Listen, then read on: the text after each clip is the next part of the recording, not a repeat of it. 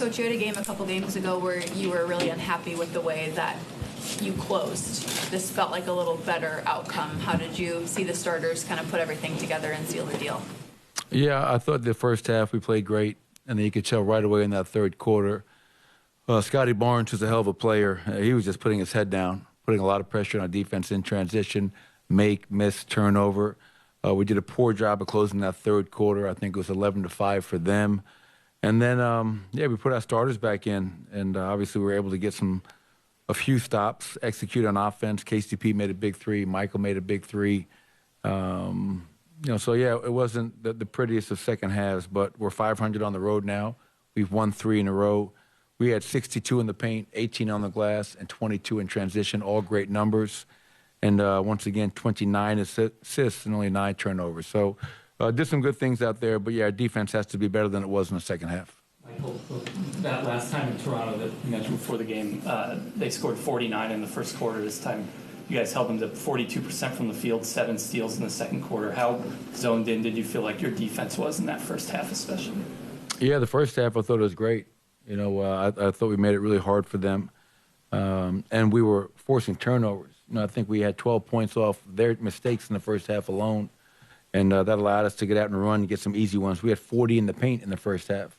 Again, we're getting some of that offense off of our defense. So I felt to start the game we were great, but we just didn't carry through in the second half. And that game got more interesting than it should have.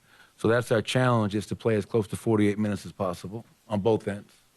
Coach, last time you guys were here, Jamal was questionable, and then after the game you said there was no way he wasn't going to play, being that it's in Toronto and everything. Do you see, a different vibe, a different swagger to him when he comes here and plays in these games in Canada? Not on the court. I can tell he's excited to come home, to see his family, to see his friends. I thought the Raptors did a great job of, whether it was the introduction or during one of the dead balls, of kind of giving Jamal the shout out, and the fans here obviously were gracious in their applause for him. But on the court, I think Jamal is pretty consistent. He brings it every night, but there's nothing like coming home, and I think he enjoys that. And I think more importantly, he was happy that we finally got a win here in Toronto with him playing, and that's what matters most. Coach, here's another more general question, especially based on what happened in the World Cup. Do you think that European basketball is closing the gap with the NBA? And if you think so, why? Well, they're definitely closing the gap. I mean, just look at the first team All-NBA. I mean, when you have a Nikola Jokic, a Giannis Antetokounmpo, a Luka Doncic, a guy like Shai Gilgeous-Alexander, who's Canadian. So the impact that international players are making in the NBA is plain to see. It's in front of all of our eyes. And then obviously when you reference a world championship, obviously, and the summer that Germany had and Serbia and some of those teams, it was fun to watch. Obviously I think next year, Paris Olympics, I think a lot of teams will be a little bit different. Some players didn't play for certain countries this year, and I think you'll have a much better understanding of where everyone stands after next summer's Olympics. But yeah, this is truly, something that David Stern, the former commissioner of the NBA, he wanted to make the NBA a global brand, and it definitely has. And, we know that very well in Denver because we have the best player in the world from Sombor, Serbia, and it is an international game, and I think it's great. A two-parter with Nikola Jokic for you. One, he's now scored 30 points against every team in the NBA. Do you have a favorite play from tonight of his? And two, have you seen the commercial with him and Peyton Watson? I'll go backwards. I have not seen the commercial between he and Peyton, but I heard about it. Something about a donkey?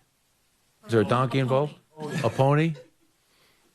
It sounds like a scene out of like Hangover or something like that, But no, I have not seen the commercial. I'll have to go see that. And a favorite play from tonight?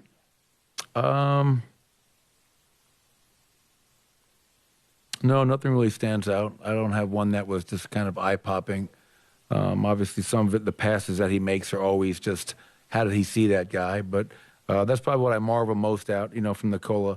Aside from the consistency, how great he is every night, is just his ability to read the defense, see the defense, and make everyone around him better.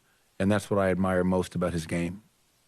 Saw Aaron Gordon with eyes in the back of his head, I think, in the first quarter there. That was a pretty nice assist. Yeah. It's I tell you what, if you're going to play on our team, you better be expecting the basketball, because if you're open, the ball will definitely find you. And some of our young guys find that out the hard way. Peyton also told Scott after the game that he's not only playing hard now, but he's trying to play hard and smart. And the last couple games that he's had, he's really executed that. Why would you say that publicly? That's something you keep to yourself. You know, deep thoughts by Peyton Watson. But I will say this, I think Peyton's been outstanding.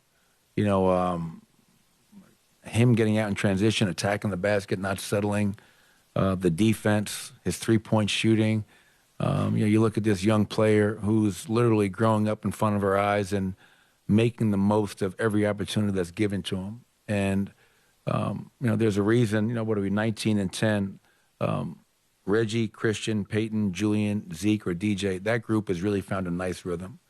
And I know for years, I speak for a lot of people in Nugget Nation around the world, when Nikola came out, you know, a lot of people were watching the game like this. And, you know, I think we found a group that has some confidence. Reggie does a great job of leading them.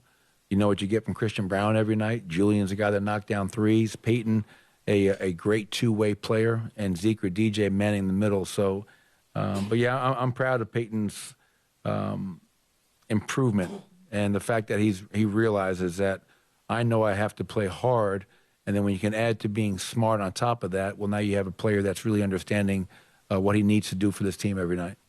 You got 500 tonight with that win on the road you mentioned a while ago. Do you see a different focus now, 14 games in on the road, compared to maybe the first 6 or 7 or 8? Well, you know, the really weird thing about it, Scott, when I was digging into why were we struggling so much on the road, my first inclination is always, well, it's got to be our defense. Our defense isn't traveling. We're not defending on the road. And that wasn't the case. You know, I mean, actually, I think our defense on the road was actually slightly better. But our offense, our offense really struggled on the road. Part of that was we were playing against some great defensive teams on the road. And the other part was that we had to be better. We had to be more efficient. And I think lately, whether it's at Atlanta, at Chicago, or at Toronto, that our offense has been a lot more efficient, and we're getting back to playing our style of basketball. 22 in transition is a great number. We had 32 in transition against Dallas. That's who we want to be. And if we can get back to having an efficient offense and the defense can manage, now you have a chance to be a team that can go anywhere and win.